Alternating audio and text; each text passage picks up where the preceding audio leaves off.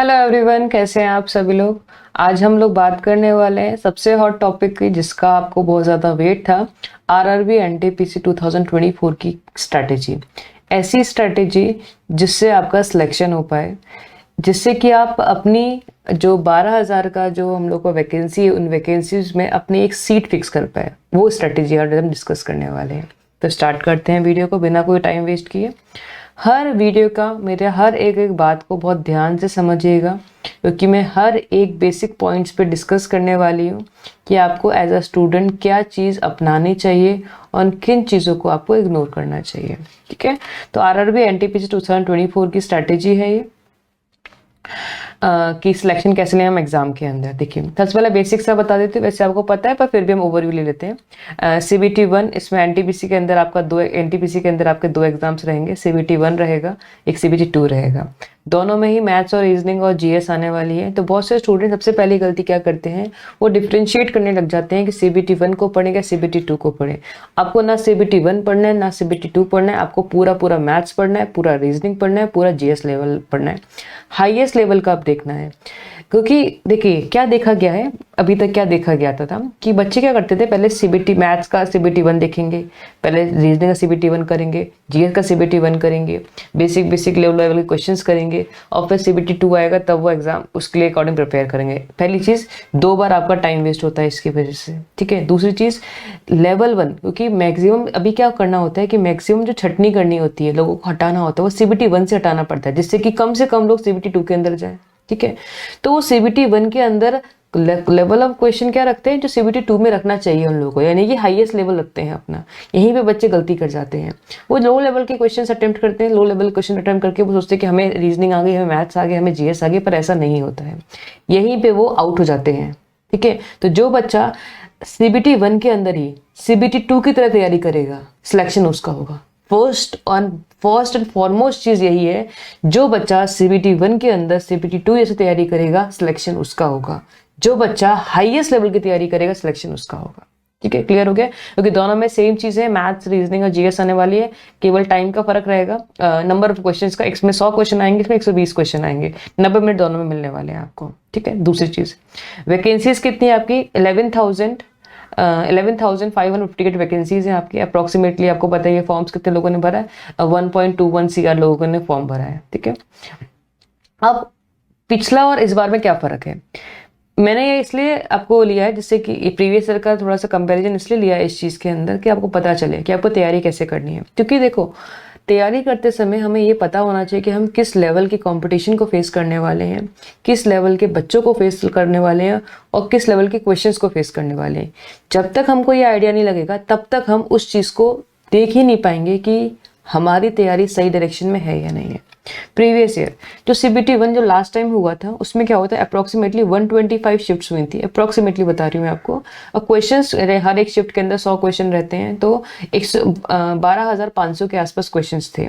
CBT 2 के अंदर वही शिफ्ट्स 24 शिफ्ट्स रह गई थी, सभी लेवल्स की, 1 2 3 4 सारे लेवल्स की बात कर रही हूँ मैं, कुछ अलग ग्रेजुएट और अंडर ग्रेजुएट के अलग बात नहीं कर रही हूँ, ओवरऑल बता रही हूँ। 24 शिफ्ट्स रही थी, 24 आप अगर देखेंगे 2400 क्वेश्चन हो गए, तो कुल मिला के 14,900 यानी कि 15,000 के आसपास क्वेश्चन थे। ठीक है, 15,000 में से कुछ क्वेश्चन रिपीट भी होते हैं कि भाई कुछ शिफ्ट्स के अंदर रिपीट होते हैं, और कुछ नए क्वेश्चंस भी रहते हैं, यानी कि 15,000 क्वेश्चन। 15,000 क्वेश्चन का मतलब क्या हुआ, एक काफी बड़ी वैरायटी कवर करी गई है इनके अंदर, काफी सारे क्वेश्चंस कवर करे गए और हर एक चीज कवर करी गई है। यहीं पे सेकंड मिस्टेक की बारी आती है, क्या कि ये छोड़ देते हैं, वो कर लेते हैं, वो छोड़ देते हैं, ये कर लेते हैं। सबसे बड़ी गलती होती है, क्योंकि पता नहीं आप कौन सी शिफ्ट में है और आपकी शिफ्ट में कौन सा क्वेश्चन आ जाए।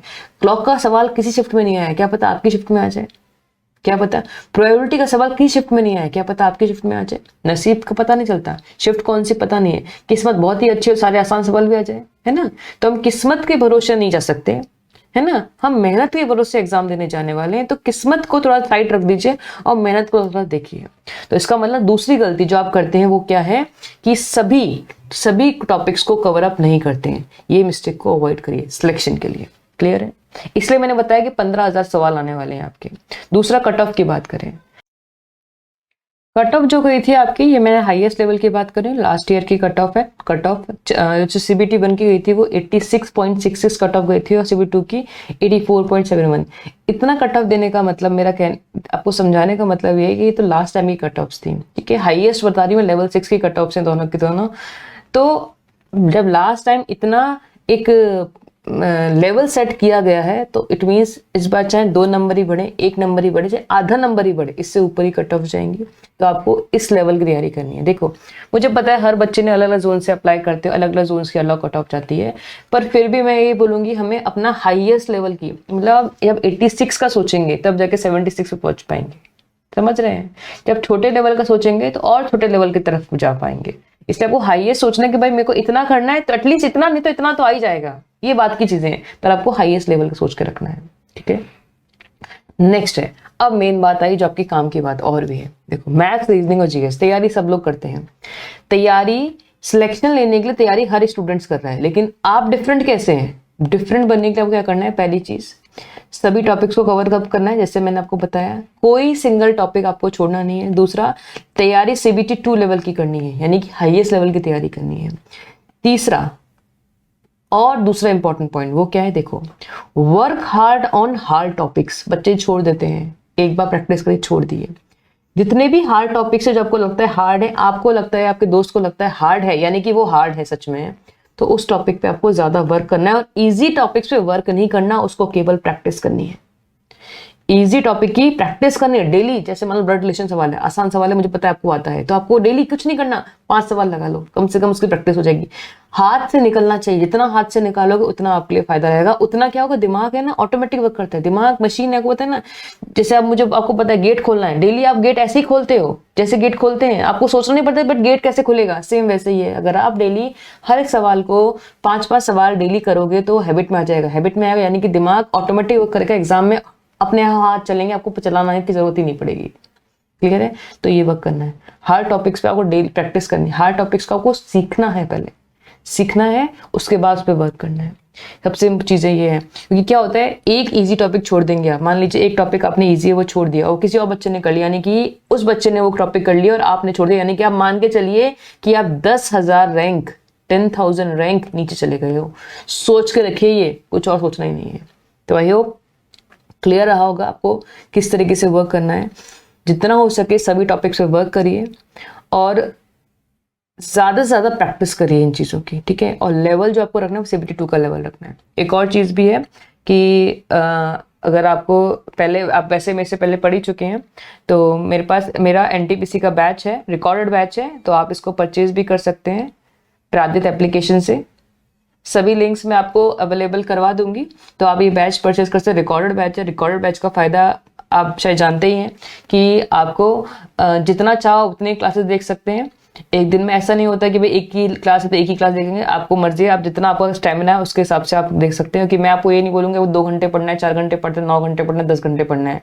आपको पढ़ना है जितना आप पढ़ सकते हो, सिलेक्शन लेना है आपको। क्योंकि अब तो ऐसा टाइम भी नहीं है कि आप सोचें कि भाई मैं 2 घंटे पढ़ के सिलेक्शन निकालूंगा या 4 घंटे निकाल लूंगा। जितना मैक्सिमम होगा, मतलब आपको समय से पढ़ाई में देना हो, दूसरा को समय देना नहीं है, ठीक है।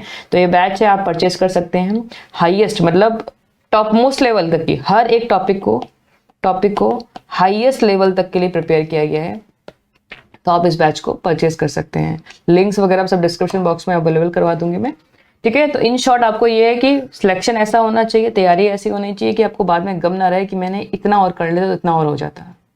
पूरा ओवरव्यू मैंने आपको दे दिया है, सिलेक्शन कैसे होगा, क्या आप कवर करना है, क्या कवर नहीं करना है। बाकी टॉपिक वाइज भी मैं सिलेक्शन स्ट्रेटेजीज पे लेके आऊंगी कि भाई रीजनिंग में किन पे ज़्यादा फोकस करना है, किनको हार्ड टॉपिक से माना जाएगा, कितना इजी टॉपिक से माना जाएगा, किसमें कितने क्वेश्चन आते हैं।